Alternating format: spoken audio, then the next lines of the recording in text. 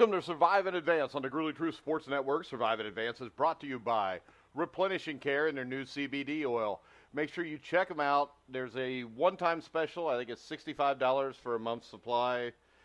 1,500 milliliter bottle, which is about third the price most places charge. You can get that deal by going to thegruelingtruth.net and clicking on the banner. I'm your host for the show, Mike Goodpaster. And right now, I would like to welcome my co-host.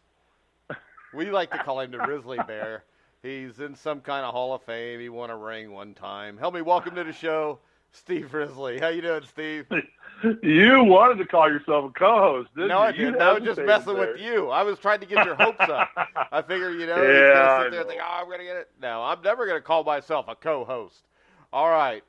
You don't have to read off everything. If you want to read everything at the start, you can be the host. No, I don't have that voice. You got that silky smooth radio voice. You know, you're like Don Fisher, who's the voice of Indiana University sports.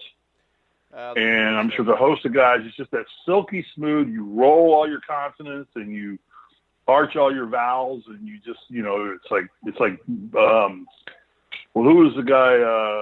Bob Uecker, in Major League. Same kind of little on the outside. I don't even know what a consonant or a verb is, so that makes it really impressive that I do that. It was a vowel, not a verb. Whatever. You don't roll verbs. I don't know what a verb is. Although rolling would be a verb. So. Okay. So see. Yeah. Well, you got to go to the NSA for more than 6 months to figure out what verbs and nouns are. So. Well, I was more than one semester. One semester. So. It was one more semester than what they probably wanted me to be there by the time I was done. But our show today, there's not a whole lot of new news coming out of anything, so we figured we'd have a little bit of fun with this. And our first topic is ranking the top 10 quarterbacks in the NFL right now. And I can tell you this, my criteria is right now. It's not, who's the best quarterback. What quarterback would I start my team with would probably be Russell Wilson, because he's still young. I think he's one of the top 5 or 6 quarterbacks in the NFL. So that would be the guy that I would start a team with. But right now, to play this season, we're talking top 10 quarterbacks. Steve, what was your criteria? My criteria would be a lot had to do with leadership ability, proven on court or on field time,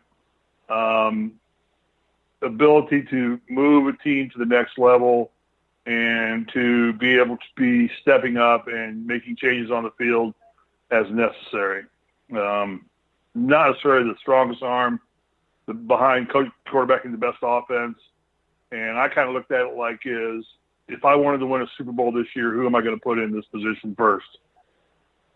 Yeah, and with me, I left out guys like Deshaun Watson just because we only saw him a few games last year, and I think it's really hard to quantify how good he will be just off of 3 or 4 games.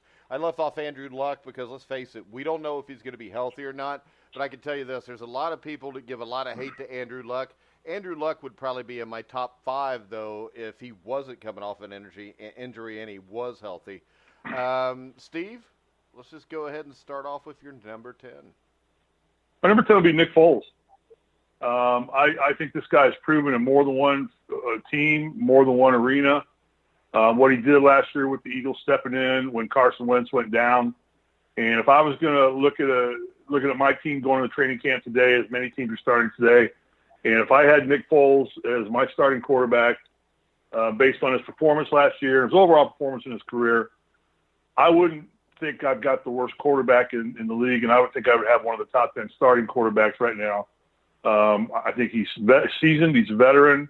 He's led his team to the championship. He led a great offense, which is still, they had to make a change dramatically quickly in about week, 4 or 5, when Wentz went down somewhere early in the season, I remember. Yeah. So I went with Nick Foles, number 10. I mean, and that's incredibly good trade rate, because obviously Wentz is in my top 10. So they've got, I think, 2 of the top 10 quarterbacks. Foles is such an insurance for the Eagles, because if they go down with an important player somewhere else, they've got immediate trade bait. Yeah, but the problem with having Nick Foles, and he won the Super Bowl last year, the problem with keeping him around is what happens if, Carson Wentz starts off 2-3 or 3-3? Right. I think they have to establish right away that they don't have a quarterback issue. That Carson Wentz is their future. He's their quarterback of the future. I don't think the Eagles fans want that. I don't think I want that. I'm not necessarily a huge Eagles fan, but I love the fact that they're a blue-collar team, as I would consider. And I think it's the worst mistake they could do would be to do that. You grind it out with Carson Wentz. Carson's going to mature over time. He's under 25 years old. He's only going to get stronger and better at his position. And I think Nick Foles is the best backup quarterback in the NFL and one of the top 10 quarterbacks. And that happens occasionally. Occasionally you get two guys on one team like that. So I don't think you let a quarterback issue develop. And I don't think Carson's going to start off losing two of his first five games. Three of his first 5 games. I think Eagles are still the strongest team in the NFC. All right, but you do have the problem here that actually in their career, Nick Foles has done more now because, Foles. Right, no. So, when you look at it, it makes it rough. My number 10 is Andy Dalton, which I know most people think I'm nuts. But I think if you look at Dalton in 2015 when he was one of the 2 guys that were probably the favorites to be the MVP through 12 games, they were 10-2. He was like 27 touchdowns, 5 interceptions. The team kind of fell apart around him over the last 2 years. I think he's a guy that gets a lot more grief than what he deserves. He gets rid of the ball quickly. Right. And I think if you put – and this is the thing. All these guys are the same except for maybe the top 5 or 6 guys, because if you put the right crew around anybody in the top 15, they're going to be successful. No doubt. So I'm going to take Andy Dalton, which will make a lot of people Dalton mad. was my 10B. I flopped between Foles and Dalton because I agree with you. I think Andy's downside of his entire career is he's been on the wrong team. I think you would be talking about Andy Dalton a lot more in the realm of top quarterbacks had he played on a different – and I don't want to discredit the Bengals by any such imagination. I think their issues are coaching, not players. I don't think they have a player personnel issue. I think they have a coaching personnel issue. But the Bengals a lot better than I do. I know they're your favorite team, and I'm not going to bash them. I'm not even for the fun of ribbing you on it. Cause but I just think Andy is just a great talent who looks like in his career he's never going to get to the right team to give him the opportunity to really show people how good of a quarterback he really is. He will eventually. Most Bengals do. He'll probably end up replacing, he'll take over for Brady or something and then win a Super Bowl. Yeah, and then win a Super Bowl. Yeah, exactly. Yeah, and good for him if he does, because there's probably not one quarterback in the league right now who's got his tenure that deserves it more than Andy Dalton does. Well, the thing is this. He made it to the playoffs the first 5 years of his career, which is very rarely done. And he did it a few times with teams that weren't that great. And like I said, the bad break is this. I think in 2012 or 2013, it was 2015 when they were 10-2. If he doesn't get hurt, they're probably a 1 or 2 seed. They win at least a playoff game, and you never know from there, because that was the year the Denver Broncos were the team that represented the AFC out of the Super Bowl, and I think the Bengals could have beaten them. If you look back a year before, the Bengals did beat them with Dalton throwing for almost 400 yards on them on a Monday night. Number 9, I'm going to go with Big Ben Roethlisberger. And the reason is at 9 because there hadn't been too many seasons lately where he's completed a season. I think he's a great quarterback. I think he's a Hall of Famer. I hate the Pittsburgh Steelers, but you can't take away what the man's done. I think that if he was in his prime right now, he would be in my top 3. But I got Big Ben Roethlisberger at number 3. Yeah, my issue just with Ben is in the last couple of years, he's not been the Ben that we all know and love. Yeah, he's older. He's older, right. And when I talked about my criteria was who's going to lead me to a Super Bowl this year, Ben Roethlisberger is not going to lead Pittsburgh to the Super Bowl this year. The Bengals, and I agree with everything he said. He is a legend quarterback. He's a Hall of Fame quarterback. But the Steelers will not get back to the Super Bowl championship game with him at quarterback. He's just too old. Well, I don't he's too old to beat up. Old. I just think they don't have a defense there good enough to help him get there. But we're not rating defenses. We're rating quarterbacks. I know. I don't think he can take the team there anymore. I think I would not put him in my top 10 to get my team to the championship Super Bowl this year. I agree with everything you say. I loved watching him play. He's a gritty quarterback. He's kind of, Andrew Luck has kind of been that same mold of he just assumed hit you and he would get hit. And, he's a big play ready quarterback with a let's get it done, like chipping away at him mentality. I mean, he's a constant quarterback that can do everything. I mean, he'll pick you apart and march 80 yards on you in 5, 6, 7 minutes, or, he can complete the long pass. He's got the arm to do that. And in his day, he's obviously a top 3 quarterback, and he's, got Super Bowls. But I just think today, I think he's too far on the downside of his career. All right, who you got? That's the reason he's not in my top 10. I got Phillip Rivers. I think the Chargers are due for resurgence. I think Phillip Rivers has led that team and kept that team relevant with his arm, and taken a lot of hits, a lot of adversity, and carried a lot of the weight on his shoulders. And I think the Chargers, like we talked about yesterday, are a promising team to watch come up. It's going to really have an effect this year. I think they're poised to win the AFC West, and I think Phillip Rivers is going to get his day in his 15 minutes of fame now, where really truly he's going to be able to shine. And I think he still is deep enough into his prime that I would have no problem if I had a team that the Chargers are building right now, and I'm starting Phillip Rivers at quarterback. Well, he is about the same age as Big Ben, by the way. But he's not as beat up. He's not as beat up as Big Ben. I don't know. Rivers has been beat up pretty good, too. Anybody that's that old in the NFL has been beat up, even Tom Brady. I think that Rivers is a little smarter. He doesn't take the chances that Roethlisberger takes. Ben still wants to run over you. Yeah. And his age, you can't do that. Yeah. I've actually got Rivers at number 8, so I'll just go ahead and get my 8 next, since it is Phillip Rivers. Yeah. I think he's a hell of a quarterback. I think he's extremely tough.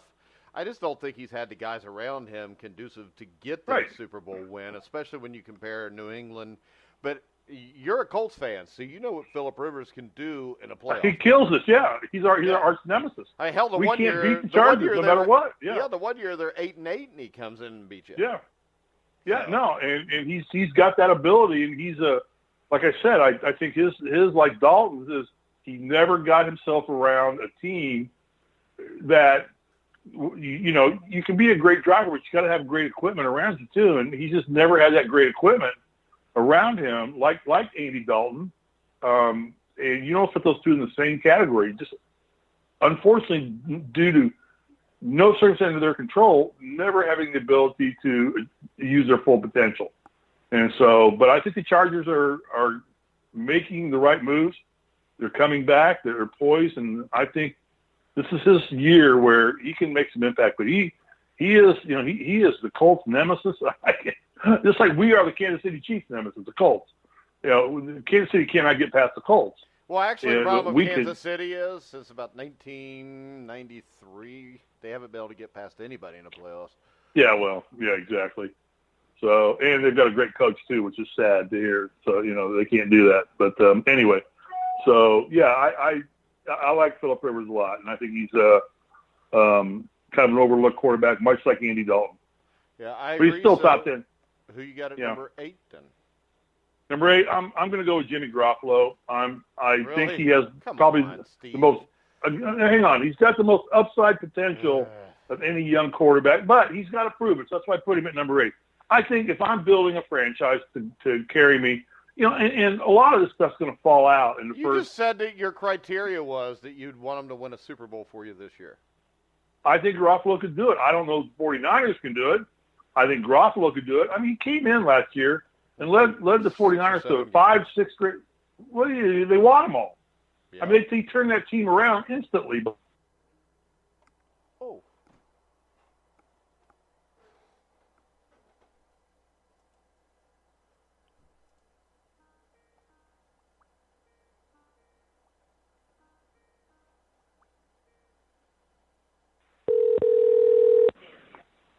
Well, that went well. I know. Just continue. We didn't even take a break. This is live on the air, of course. Go ahead, Steve. Did you touch the wrong button? I didn't do anything. I didn't do anything either. My phone's put away from me. All right. Did you do number 8 yet?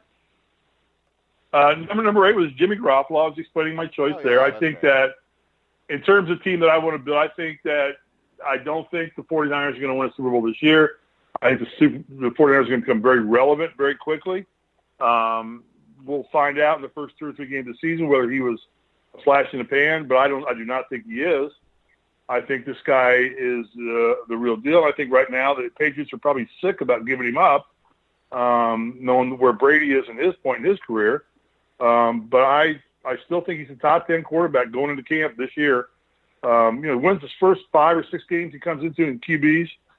I mean, I got to look at him as a top 10 player right now.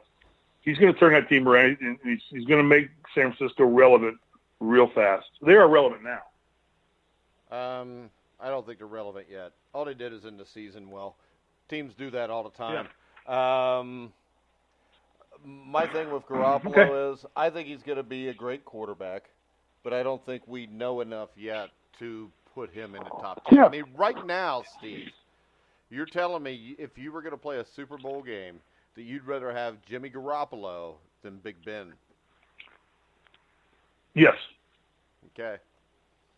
Yeah, I mean, I think there's a Glenn. You realize Jimmy G's never played a playoff game. He's never played a meaningful game in the regular season. Yeah, but sometimes that's a good thing. Sometimes it's good to be ignorant to what you're facing. Okay. Yeah, sometimes it is. And with Roethlisberger, I just think, and I'm not taking anything away from the few Pittsburgh fans who are listening. I'm not taking. I just think he's probably going to be a little more gun shy. I think Garoppolo's a gunslinger. I think he's I think the more the pressure's on him, what I've seen this kid, the more he rises to the occasion. And I would have no problems if I was going into the Super Bowl against the Patriots and Garoppolo was my starting quarterback. I would have no fear at all of that. Against the Patriots, you would have no problem with Garoppolo as your starting quarterback. No, because I think, what have you got to lose with him? The game? Other than a Super Bowl. The game, you're right, other than the Super Bowl.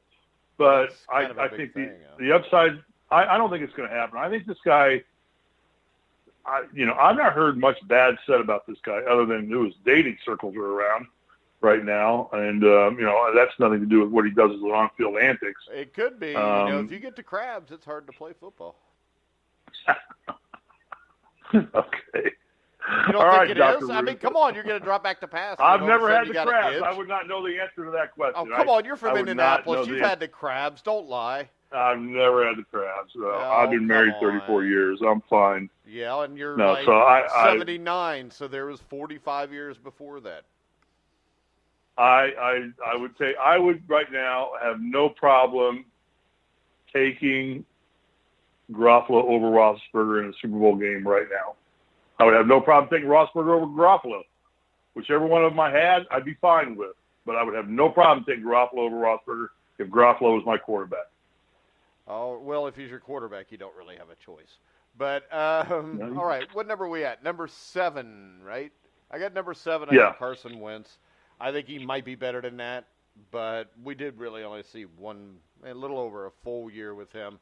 I really like him, though. I think he's a hell of a quarterback. But if I'm Philadelphia, I'm struggling with that Foles-Wentz thing because it's really hard to replace a guy that takes you and wins a Super Bowl. Yeah, I agree. And I think that the biggest challenge that the Eagles have this year is to not let that year rhetoric become fruition. They have to nip it in the bud right away. There is no quarterback controversy. Well, if they come out and they win right away, there won't be a controversy. Right, and I think they will. I think they will. Generally, the Super Bowl champion plays the toughest schedule in the league the next year. But I don't think that Philly fell off that much. I think they probably added some strength.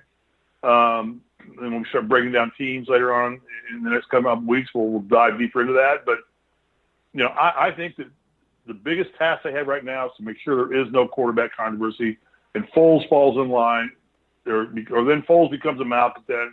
Then he becomes not as valuable to another team because you're wondering, is he going to be a prima donna when he comes in? So I think that team is smart. They're well coached. They're well managed.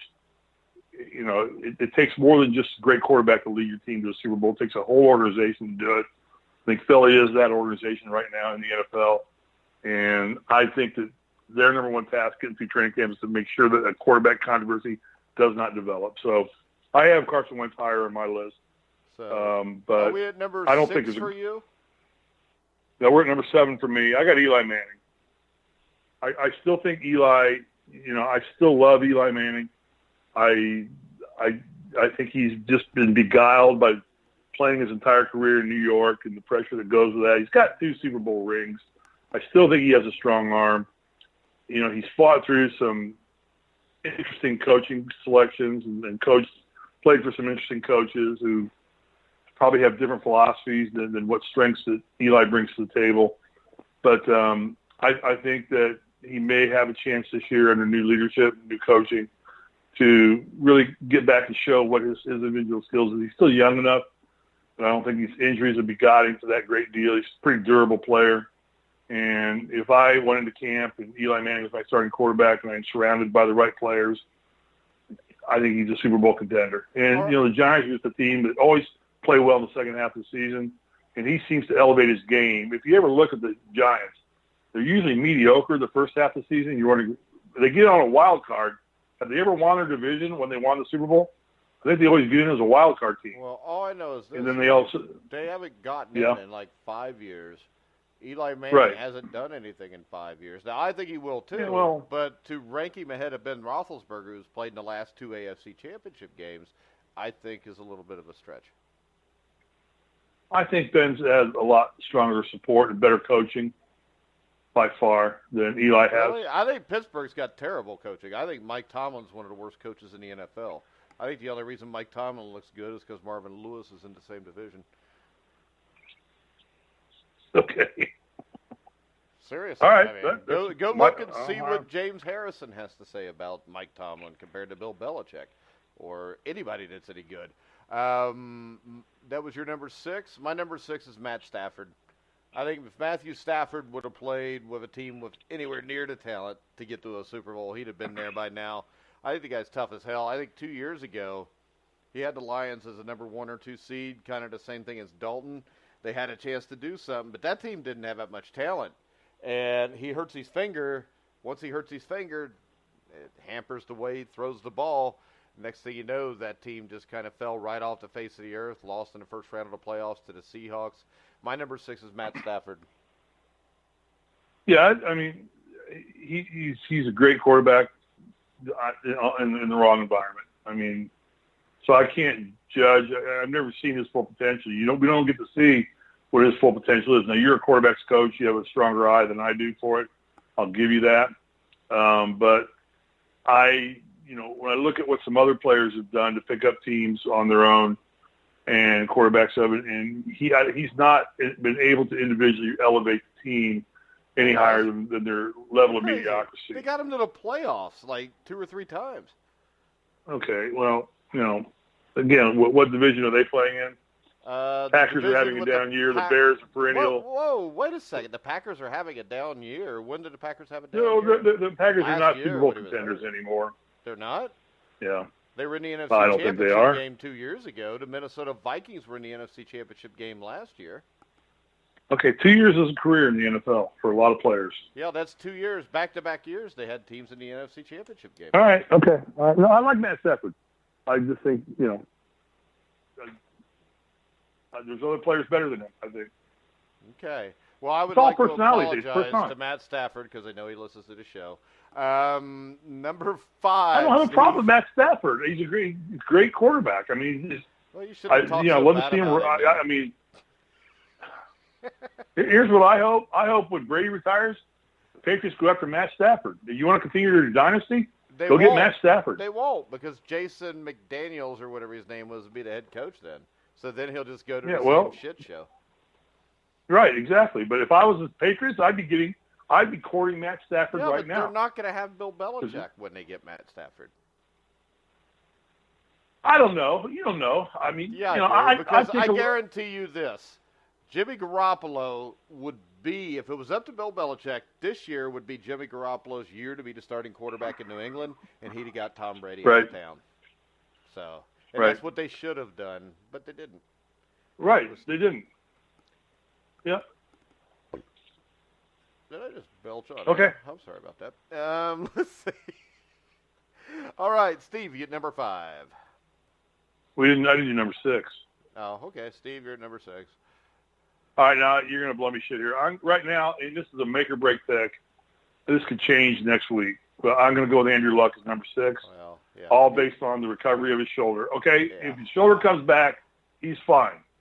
He's a great quarterback. He's a prototype quarterback in the NFL. So you would rather have him over all the guys you just named, even though you know he may not be able to play? No, I preface everything by saying if he drops, if he doesn't do and make the comeback, I have to look at him as where he is before the injury. Just as I looked at Carson Wentz, where he was before the injury. But he has to prove to me very quickly that injury is over and done with. If not, those injuries are I'll tell you what. Significantly different injuries, though. I understand, but still, it's a career-threatening injury. There's significantly different, but they are all career-threatening injuries. Carson Wentz was not career-threatening. Well, knee, you never know how people recover from a knee. Anymore, most guys recover from a knee. It's when it's your arm and you're a quarterback. All right. You know, Lucas is right. Do you ever let anybody finish a sentence? No. Why? Jeez, I thought I talked over people a lot. You do. I'm trying to explain to you. I said next week I may come back on the air and apologize to you, to Ben Roethlisberger, to Matt Stafford, and say I took a gut check pick. Colts are my favorite team. They're my home team. I'm going with my heart a little bit here, but I will be willing to give that heart up immediately if he comes out and busts the first week in preseason camp. Because it's all hinged on how good his shoulder is. If his shoulder comes back like Tiger Woods' back came back, he's fine. He moves up, elevates to 1 or 2. But right now, I think he's the most prototype quarterback in the NFL. He's 6'5". He's got a rocket arm. He's got a rocket brain.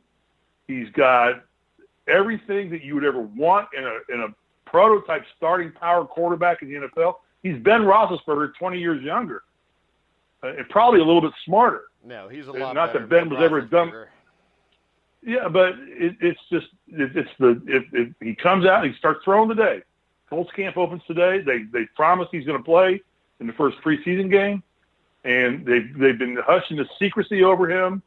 One report will tell you he's throwing bullets. One will tell you he's throwing Nerf balls as bullets, and he's throwing high school footballs. It's hard to throw a Nerf ball as a bullet, though. It is. It is hard to throw a Nerf ball like a bullet. That would be maybe more impressive than a football.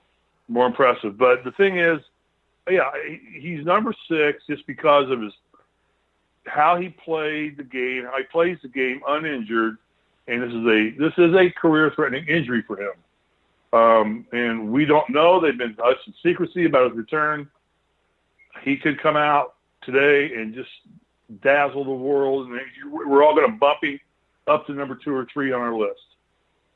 Only we wouldn't put him any higher because the Colts are not going to the Super Bowl in the near foreseeable long-term future. That team has 10 years of rebuilding to do before they get back to Super Bowl contention or more money than Jimmy Irsay has to spend to get themselves back into contention.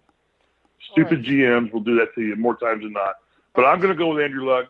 But I can come back Monday and say, I'm wrong, put Stafford in. And I would put Stafford in there. I'd put him at number 6. Yeah, you might as well, if you don't have him in the top 10, if you're going to insert him, you might as well put him at 6. No, I think Stafford's that good. I got Russell Wilson. Russell Wilson, okay. Yeah. I think that he is the most versatile quarterback. I looked at Marcus Mariota, but Wilson does it better, safer, stronger, smarter. He's one of those last remaining really good, effective triple threat, you say, quarterbacks, where he can run, pass, throw on the run, short yards, good, strong arm, great leadership ability. I think the problem is the Seahawks are in for a little bit of a turn down as a team, but I would have no problem if I was starting a good team today and heading to the Super Bowl and Russell Wilson my starting quarterback. I feel real good about my chances. There's too many options for you with him on the field. It's too hard. He's too hard to defend. I see him as a drop-back passer who runs when he has to. I don't think he's really a scrambling quarterback, to tell you the truth. Okay. I think he can play. Well, I got him higher than that. Actually, I considered putting him at number 1 even. I think he's that good. I think he's also going to play on a team that may only win 4 or 5 games this year, but that's not because of him. Yeah. It's not because of him at all. My number 5 is Matt Ryan. who I know you hate. No, I don't. I have Matt Ryan hired number 5. It's a joke. Yeah, so. I just he should have won a Super Bowl. He didn't win the Super Bowl because of himself. He should have. He didn't win the Super Bowl because his coaching staff and his defense screwed the game up. I agree. And he was making big throws in the fourth quarter of that game with the lead, and it didn't matter. So my number 5 is Matt Ryan. My number 4 is Drew Brees. It's a shame that the way Brees played at almost 40 last year. In 16 games, he completed 72% of his passes, 4,334 yards. He only threw 8 touchdowns. The thing that killed it was the 17-point loss, the comeback. They up 17, lose to Minnesota in the playoffs by a freak play. If not, he's in the championship game. Who knows what happens there? But I think Brees' ability to anticipate and reset to find his secondary receivers is second to none, not just today, but I think he's better than anybody that ever lived at finding his secondary receivers. He's getting up there in age, which is why I've got him at number 4, but that's my number 4, Steve. Who you got? Number 4, I got Carson Wentz. I think Carson is going to come back fine. I think he's a great leader. He's young. He's just an all-around. He's just a durable, versatile quarterback other than the knee injury, which is a freak incident. Shouldn't even had him in the game when it happened. And I just like him. I think right now I have no problem putting him back in the lead, and I think he will lead the Eagles back to the Super Bowl this year. And it's always a crapshoot when you get in playoffs because it takes one game to derail anybody, and nobody's perfect in every single game.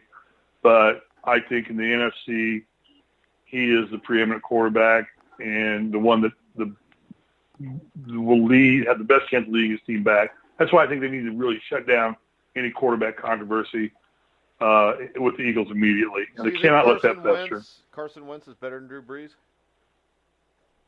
No, I didn't say that. Yeah, I have Drew Brees hired. The preeminent quarterback in the NFC. Yeah. Okay. Yeah. All right. Who do you got at number 3? Matt Ryan. Okay. I think Matt's a great quarterback. I think. Who did you have it for? Who's the preeminent quarterback in the NFC? All right. Go for ahead. The future. For the future. He's under 25. Jesus Christ. So, all these guys are up there a little bit, but I'm looking right now at building a team to win the Super Bowl this year. All right? I would put Matt Ryan ahead of Carson Wentz this year. But I still think for the future of a coaching staff wanting to have a quarterback in their franchise, I think that in the NFC, Carson Wentz is the guy you want to go to right now for the long term. This year, I still think Wentz is in the top 5 in terms of leading a team to the Super Bowl this year. I think Ryan's better at leading a team to the Super Bowl this year. But I thought you just said that Wentz would lead them back to the Super Bowl this year. I think he will. Okay. But because I also think that the Eagles are stronger than the Falcons. Okay. They're a better football team than the Atlanta Falcons. Yeah. So, they're better coached. I think their organization's a little stronger. But when I'm looking just at my quarterback, if I was going this year, I might take Ryan this year over Wentz. But if I was looking at 5 years down the road, I'm definitely going to take Wentz over Ryan. All right. My number 3 is Russell Wilson, kind of for a lot of reasons you already said. I think he's one of the few quarterbacks. And I think my top 3 are all quarterbacks that if they're on the field, they're going to win their team no matter how bad they are, at least 5 or 6 games on their own, which is why I think you see guys like Aaron Rodgers, Tom Brady, no matter what's around them, they win 10 games every year. I do think Wilson's going to have a hard time winning more than those 5 or 6 games this year with what he's got around him.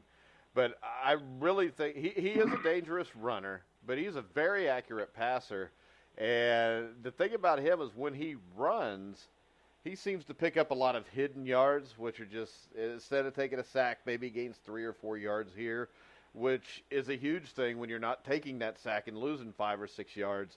I love Russell Wilson. If you're going to give me a quarterback under the age of 30 to start a team with, I'm taking Russell Wilson. So I got Russell Wilson at number 3. Steve, who you got at 2? At number 2, I got Drew Brees. I think this is really last good shot at it. I don't think the Saints are good enough to get there, but if I'm building a team to win a Super Bowl this year, I think Brees is probably going to have his best passing year this year. Well, I don't think he will, because I think this team last year, if you look at him, he only threw 23 touchdowns. They got Alvin Kamara now running the ball. Their offensive line's better. Their defense is better. I think they're one of the 3 or 4 best teams in the NFC. I think he's got a shot to get to the Super Bowl. If you look at him last year, I mean, it's a miraculous play. The Minneapolis Miracle kept him out of the championship game. But I think the stats won't be as great as they were, but I think that actually gives him a better chance to win. Yeah. Okay. But I think Drew Brees has continued to improve. It's like a wine. He just gets better every year, and he's one of those amazing players. And unlike where I think Brady's peaked and is on the downside of things for his career, I think that Brees is still climbing a little bit. I mean, I still think he's not aging. You don't see it on the field. You don't see it in his leadership. I think that he and Peyton have a great relationship together. They know each other well. They work well together with each other. He's one of the top 2 guys I would put in there to lead a team to the Super Bowl this year. 2 years, 3 years in a row, I'm not going to pick him. But this year, I'm going to say I think this. He's got as good a shot as anybody of getting back to Super Bowl with his arm and his brain. All right, so it looks like you're not going with the normal Brady Rodgers 1-2 pick. So we know, since you're a Colts fan, you're leaving Brady out. But my number 2 is Tom Brady. I don't see where he looked old last year. I don't see where he dropped off at all, Steve. I mean, if you look at him, there weren't too many quarterbacks that had a better season than Brady last year. I do expect him to start to drop off this year, but I'm not going to assume that with him, just because everybody assumes it all the time, and it just never seems to happen. So I'm going to wait until it happens instead of just assuming it, even though I think it could happen. But if you look at it like this, in 2016 to 2017, I mean, in 17, when he was a year older, he threw for 1,000 more yards and 4 more touchdown passes. So I don't think when you're looking at a guy that threw for almost 4,600 yards and 32 touchdowns last year, that you can leave him out of the top 2 because you think he might get old at some point. Okay. Now, he does have a 40-yard dash time of 5.28, which in our prime, I think we both could have outran him. I did. Yeah, because I was a solid 4.8. I was a 4.9. See? Faster than you. All right, who do you got at number 2? Number 2 was Drew Brees. Oh, I thought you said 3 was Drew Brees. No, Matt Ryan was number 3. Oh, yeah, that's right. Who you got at number 1? Brady. So you don't have Aaron Rodgers in the top 10? No, I don't think Aaron Rodgers is a winner. You're gonna rip me on that. I know that, but I think Aaron Rodgers is number 1. I don't think so. Well, that's good. I don't think the guy wins big games. I don't think he's got his hands in too many other things. Okay, well, he had great teams around me too. He did. But if I'm going to pick between Rodgers and Brady this year, I'm going to go with Tom Brady. And yeah, I'm not an Aaron Rodgers fan. I just don't, I just don't think that I trust him in crucial plays. He's a little too aggressive. He takes teams too aggressive. How's he too aggressive? Does he throw a lot of interceptions? He tries to make too many.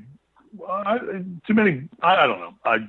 I just made my pick. I don't have. Yeah, but you got to explain it. You can't just say, "Oh, I made my pick," and that's it. No, I don't have to explain to somebody I don't have in the top 10. Let's go through all 30 quarterbacks and say why they're not in the top 10. Because there is nobody in the world that doesn't have Aaron Rodgers in the top 3.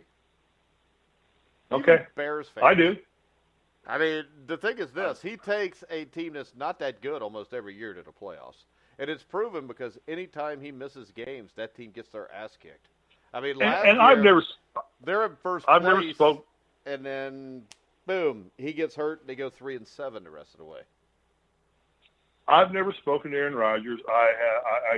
He rose his stock hugely when he started dating Danica Patrick because auto racing. So he elevated his stock immensely. My perception of Aaron Rodgers is that he's uncoachable. Really? That Aaron comes into it.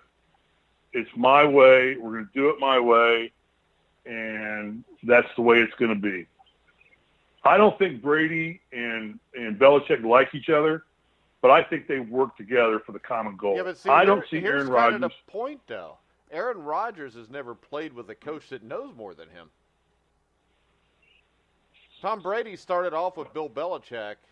You know, I think Mike Sherman was maybe the coach and Mike Sherman's now coaching Johnny Manziel in Montreal.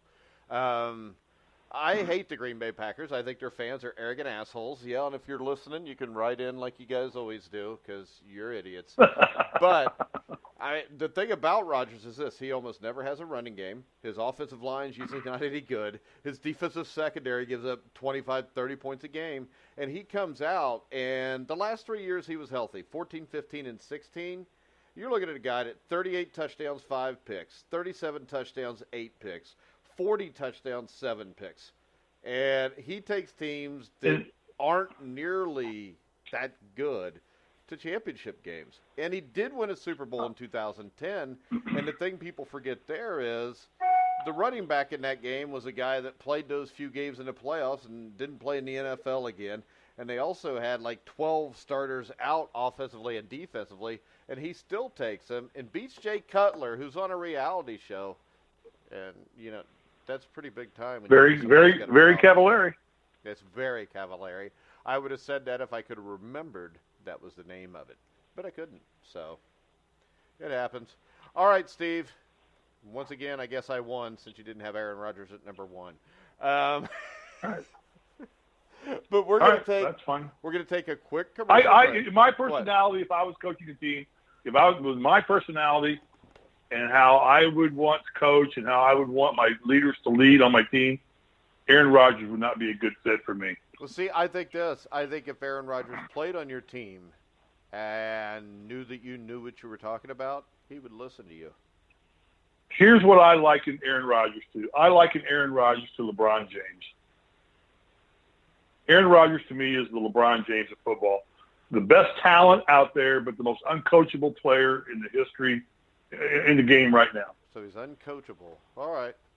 That's how I perceive it to be. Well, that's how everybody's got different views they look at. I think he's the greatest talent. LeBron's the greatest talent. Jordan was the greatest talent, but neither Jordan nor LeBron nor Aaron Rodgers, in my opinion, they all have the same mentality. They have this mentality of nobody. Magic Johnson probably fit that to a degree too. Of nobody knows more than I do, like you said. I believe Larry He's not had a Bird coach that knows as much about it as football. Also. Larry Bird had that mentality. I think Michael Jordan had that mentality. No, I don't think Larry Bird had that mentality. I think Larry respected his coaches and worked with his coaches, and Larry earned his respect on the court, not in the huddle. And players shouldn't earn their respect in the huddle, or they earn it on the field. And I think Aaron wants to earn his respect on the field as LeBron wants to earn his respect in the huddle. And, look, you know your coach. I don't care if you're the coach. You don't know what I know. You said it yourself. He's never been around a coach who knows more about football than he does, and that's how he portrays himself. Yeah. With arrogance. Yeah, because he has no coach. Unlike Top Gun, where the Viper or the head honcho goes, I like arrogance in a pilot. I think arrogance with a team, arrogance in individual effort is great. Believe in yourself. But you better make everybody else believe in you, too, when you're quarterbacking an NFL team. He obviously does, because he takes teams that aren't that good farther. They haven't won a Super Bowl since 2010. How long has he been in the league? How many Super Bowls has Brady won since Rodgers won one? Yeah, but we just talked about this. Brady is dealing with Belichick. Rodgers is dealing with guys that aren't good football coaches. I mean, they're just not. The guy they've got now should have been fired a few years ago. So I think Aaron Rodgers is an uncoachable player. He's a great player. I just put him in the same boat as I put LeBron James in. Just, you're never going to coach this guy. He's going to tell you what to do. All right. Everybody, if he doesn't like what you say, he's going to do what he wants to do. Well, you just pissed off everybody in Green Bay. Well, it's all right. They're all idiots. All right. Get over it. It's a game. Get over it, Green Bay. It's a game, all right? Not in Green Bay. It's a game. It's all they got in Green Bay. I went to Green Bay. It was horrible. It really was. It was like Siberia. If Siberia was worse than what Siberia is. I'm not picking on Green Bay. Hey, I'm not picking on the Packers. I fly into the Green Bay airport, and it was the size of my high school. They had one runway, and I mean, they had like 3 or 4 stores in the airport, and they all just had like Bart Starr jerseys and Brett Favre jerseys and shit. And it was really bad. And they put me up in a hotel, and the hotel was a casino. And I bet the entire time I was there, I only saw 9 original teeth.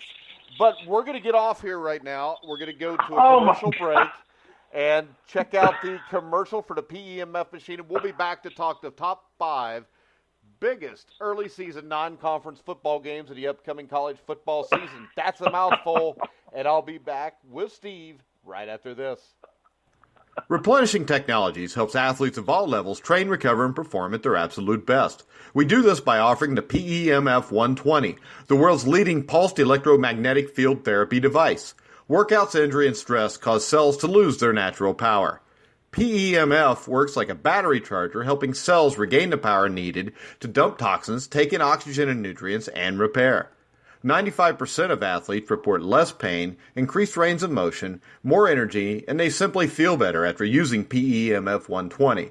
If you'd like to count yourself among that group, contact us at www.replenishingtechnologiesinc.com. All right, guys, we're back on Survive in Advance. I'm Mike Goodpaster with Steve Risley. There are no hosts, there are no co-hosts, because now we're a friendlier place to Steve, because he gets offended if I'm the host and he's the co-host. Right now, I would like to address something that happened in the first part of the show. I got a message here on Twitter from Becky from Green Bay, and she wants me to know that she has at least 11 teeth, and she's always at the casino, so I saw at least 11 teeth when I was in Green Bay. Steve, we're talking to top five. Becky, I apologize. I have no problem with grief. You're still listening, Becky. I have no problem. I love the Packers. Packers are the NFL. They are the poster child of the NFL, along with the Chicago Bears. And it has nothing to do with Green Bay. I have rooted for the Packers my entire life. The first team that ever sent me anything back when I was a little kid and learned you could write letters to the teams and they would send you back a decal or something like that, or they always sent you something. So you got on this campaign of writing letters.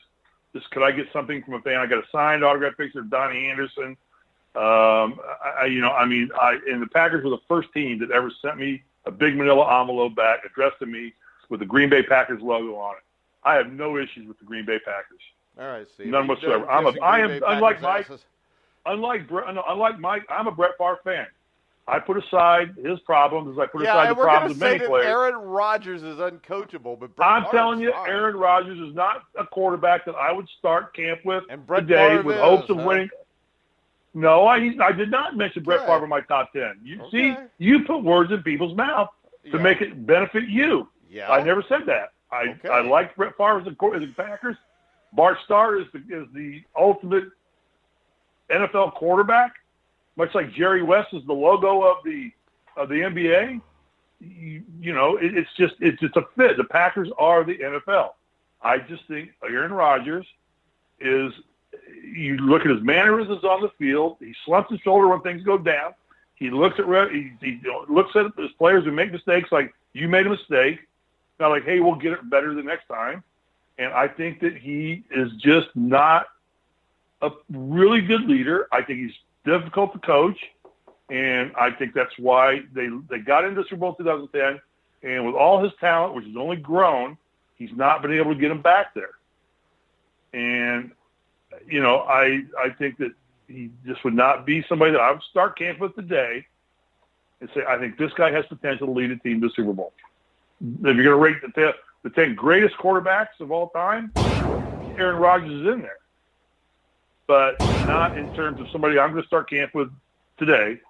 and say, I'm going to get to the Super Bowl with this guy. Packers won't get to the Super Bowl. They won't. I mean, so that's an easy pick to make. We're going to transition to college football, which we were going to do 10 minutes ago. We're going to talk, Steve, the top early season non-conference college football games for 2018. You want to start us off with your fifth pick? My fifth pick is UCLA, Oklahoma, only because to see what, it's first big test probably Chip Kelly's going to face, see what he can do. I don't think it's a really relevant game.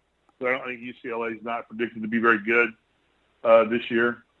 But I think in the era of Chip Kelly and his one more opportunity to fail wherever he goes, I think it's going to be interesting and a good, fun game to watch at that point in time. Oklahoma's a powerhouse. Of course, they've lost their quarterback as well. So I don't think the relevance of the game is that important, but I just think it's going to be a big, fun game to watch. So I got UCLA, Oklahoma at number 5. See, I think it is relevant. I don't have it in my top 5, but I think it could be relevant. And the reason I say that is Oklahoma's got a quarterback by the name of, I think it's Kyler Murray, who was a stud in college. And a lot of that Oklahoma team from last year is back. They're missing Baker Mayfield, of course, and a few other places, like their big tight end.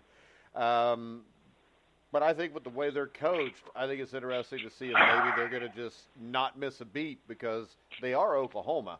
And UCLA, with Chip Kelly, he's going to come in and he's going to put in that spread offense, which means you don't need the offensive lineman to be as good as you do if you're just going pro set or you're trying to run the ball at people.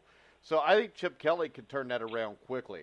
So I think it could be relevant, but my number 5 game is a game that I don't think too many people would put on their list, but that's Florida Atlantic at Central Florida. I think this is a great matchup between what could be or should be two high-scoring teams. Florida Atlantic at the end of last year, I think their last 8 or 9 games, averaged like 50 points a game. They're coached by Lane Kiffin, who's been able to get some major league talent there.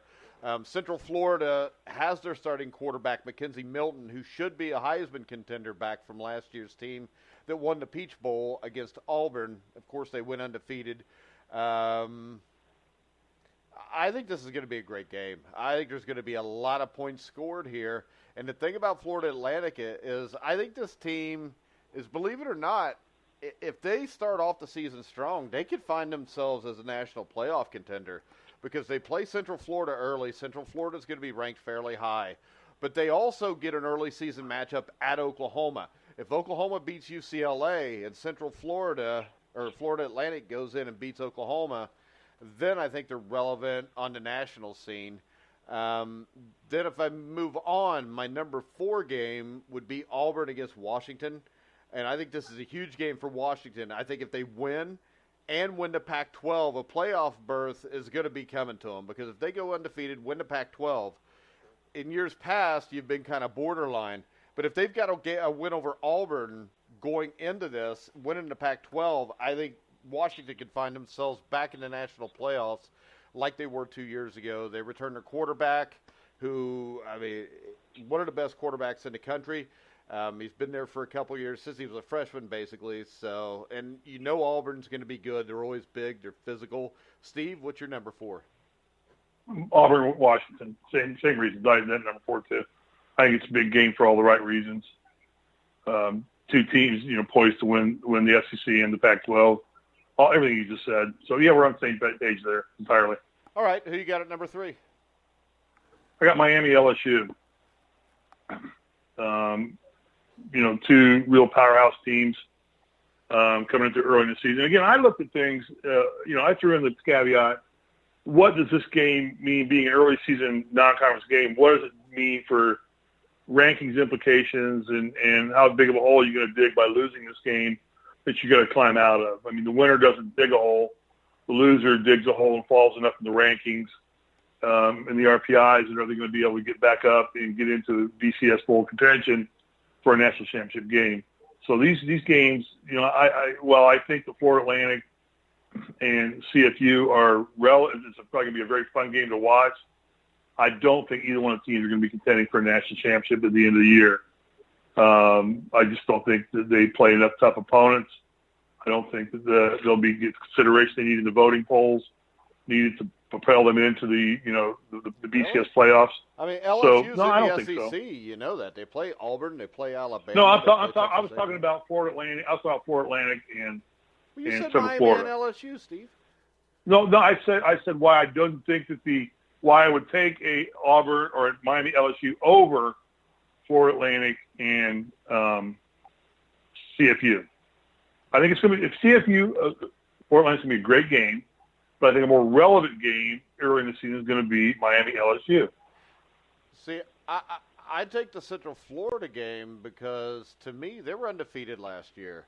If they come out and they run and they go undefeated again, it's going to be almost impossible to keep them out of a national playoff. And with Florida Atlantic, I think it turns into a big game because Florida Atlantic has a couple big early season games, the Central Florida game and at Oklahoma. So I think both of those teams could actually put themselves in a playoff consideration because of the other games they play. Okay. But I think Central Florida is the team that's the big one, though, because if they're undefeated again, how are you going to take a team that's been undefeated for 2 years, won a New Year's Bowl game over the second best team or the third best team in the SEC last year? How are you going to continue to ignore to give them the opportunity to play for a national championship?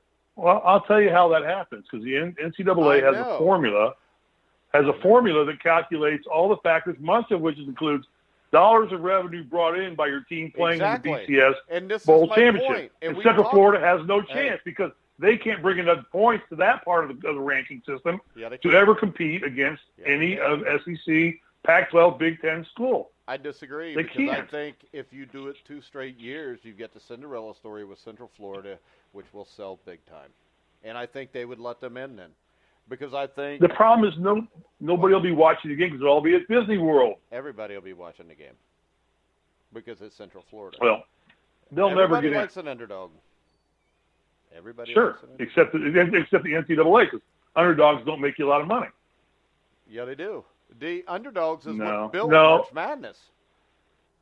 March Madness would be nothing without the St. Joseph's in 1981. It wouldn't be. Oh. So you're telling me so that March? Untrue. Oh, bullshit! If you look at it, the first round, the first weekend of the NCAA tournament, the TV ratings are better than they are for the second weekend. Because there's more people watching. There's games on all day long, every day. Because there's more people They're watching. all over the place. Because they spread out all their teams, and that's horseshit. Oh, you're horseshit. You can bleep that one, too, if you want to. Come on. No. Nobody cares about. Nobody wants to see St. Joe. Nobody wants to see. Nobody in this country wants. Do a poll. Would you rather watch Alabama, Notre Dame, or CFU, Florida Atlantic in the BCS Bowl Championship game? Do a poll. Nobody'd want to watch either one of those. You know what? Actually, CFU and Florida Atlantic probably wins from people that know college football because Notre Dame, Alabama is going to be an ass-kicking the way it was in 2012 when they played. Notre Dame, Auburn. Notre Dame, Auburn, Alabama, anybody in Alabama. OSU, Alabama. Hey, I guarantee you this. The higher-rated game would be Alabama against a Central Florida team that hasn't lost in 2 years. There's a reason why movies like Hoosiers and Rocky are in your top 3 when we do the top 10 movies. And there's a reason why, if you look, the highest-rated college basketball game still is Michigan State and Indiana State. Indiana State was a huge Cinderella. I mean, they're a team out of the Missouri Valley Conference. It doesn't matter that they're undefeated. They're playing Michigan State and Magic Johnson. That game was big because it was Bird against Johnson. All right, so Bird didn't play Johnson in 1983. It wasn't Michigan State versus Indiana State. Houston. That game was big because it was Bird against Johnson. Yeah. Neither team went on to do crap again after that. I will tell you this. Michigan State wins another championship under Izzo, but if Bird and Magic play at Michigan State and Indiana and they play for the national championship, that game wouldn't have got the ratings that Michigan State playing Indiana State did. Okay. Well, I don't deal in this because that's an opinion. Well, everything's an opinion. Not everything. Yeah, pretty much everything. But that was your number 3 was Miami LSU? Yes. What you got at number 2? Ohio State TCU. Again, I think Ohio State needs this win for both BCS consideration to validate themselves, validate the Big Ten. TCU is a hell of a football program. I think that it's it's a big matchup early, and big implications to the BCS for both teams. All right, my number 2 is also Ohio State and TCU, and I think it's more because of TCU. I think Gary Patterson. Oh my God! In the Do country. we think alike? No. Do we actually agree on something? Oh, come on. We don't agree on anything. We're not agreeing on this. We're just going to agree for a little bit, and then we'll go back to it.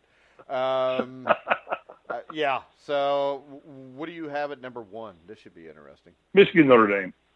See, I don't. So that's good. Okay. Well, Michigan. Are we done with number 2? So we all agree on that number. I just think it eliminates one team immediately because I think both are fringe teams. There's a lot of hype about Notre Dame this year. We talked about that some yesterday on our show. There's a lot of hype on Harbaugh, and he keeps shooting crap out of his mouth or his rear end and makes himself look more silly every time he gets in front of a mic. Somebody ought to just take the mic away from him and keep him on the field. And I think what it does here, the loser of this game is pretty much immediately eliminated from BCS competition because I think they both have to prove themselves worthy of the consideration in this game, both teams, because I don't think there's a lot of faith in either Kelly or Harbaugh. But they are 2 football powerhouses. They both come in with high anticipation, but I think it's more hype than anticipation. And I think one team is immediately eliminated from serious consideration unless they go back and dominate, blow out, and win the rest of the remaining games of the season. That's their only way back, and neither one of these teams will go with 1 loss in the season. So neither one is capable of doing that. So I think for the reason of the elimination game, that's why this game's so fun and so relevant. It just takes one of them out of the picture right away. All right, number 1 to me is Clemson at Texas A&M, and the reason it's number 1 for me is because Clemson could win a national championship. Right. They got to go to Kyle Field, which is one of the toughest places to play in Texas A&M. Jimbo Fisher will be there. He knows Clemson. Clemson knows him. I think this is a huge game. Kelly Bryant will be starting at quarterback for the second year of Clemson. And, this game decides – it doesn't really decide Clemson's fate because it's at Texas A&M. If they lose a close game, they play in the ACC. They're probably going to get another games or more games where they can make that back up. But I think it's huge in the SEC for Texas A&M, who could all of a sudden become a contender right away with Fisher, who I think is a great coach. But I think that's a bigger game just because I know it's not the normal Notre Dame-Michigan rivalry, but it's been a while since Notre Dame or Michigan, either one, were relevant on a national scene. So I'm going to go with Clemson at Texas A&M. And the only reason I didn't pick that game was because I think Clemson wins that game very handily. See, I think Clemson's a better football team. I think they win the game. See, we don't know. It's the first game it's going to be hard because where you're playing at. Yeah. It's going to be hard where you're playing at, but I think that Clemson is a much better football team, and if they don't bite themselves in the butt, I don't think the game will be as close a game, only because I think Clemson's so much better. But the equalizer is where they're playing it at, so that makes it adds a lot of difficulty to the game. So I just didn't think of that for that reason.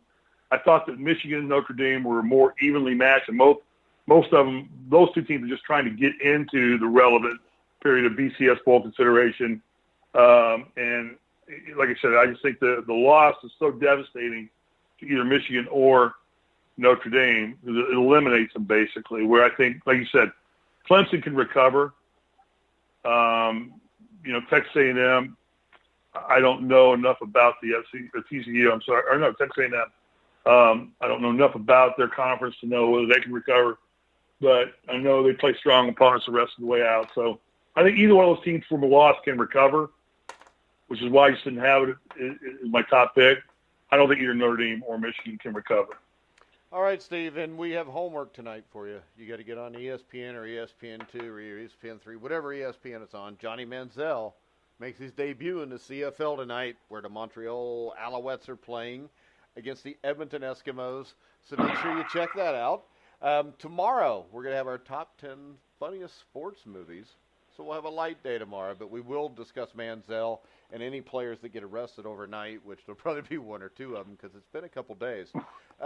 Steve, any final words? And we do have our idiot friend from Canada coming back to join us tomorrow. We do? Because I was going to get somebody that was halfway good. But no, I talked to Lucas, and he's going to come back, and he's at the RBC Canadian Open Golf Tournament watching golf, which is the most boring sport in the world to watch live. So when I called him, he jumped at the chance immediately to come on with us at this time. I think that rhythmic gymnastics and synchronized swimming are more boring. Well, I don't ever watch rhythmic gymnastics. Exactly. You know why? Because it's even more boring than golf. More boring than golf. I agree. I don't watch much golf on TV either. It is not a fun sport to watch on television. But anyway, we will have Lucas Weiss back tomorrow to go over our top 10. And this was a big show. You have to know, people, this was our highest listened to show. So, we're going to have fun with this, and we'll have more than just the top 10 because I got some crazy ones, too, I forgot about. So we'll be here live at noon tomorrow for that. Steve, you want to tell everybody where they can find The Grueling Truth? No, you do that. Why not? You don't Go ahead. Well, I thought you wanted to. I don't want to. I thought you wanted to be the. This is your part of hosting. This is your part of hosting. All right, it's just because you don't remember anything because you're 80. But all right, guys, remember you can find us on Twitter at Grueling Truth or at Survive the Magic. Also, Facebook, Survive in Advance Facebook group or the Grueling Truth Facebook group. You can hear all of our shows on iHeartRadio, iTunes, TuneIn, Spreaker, Stitcher, and now Spotify. So for Steve Risley, I'm Mike Goodpaster. You've been listening to The Grueling Truth, where the legends speak. I screwed that end up. I never do that. We'll talk to you guys tomorrow.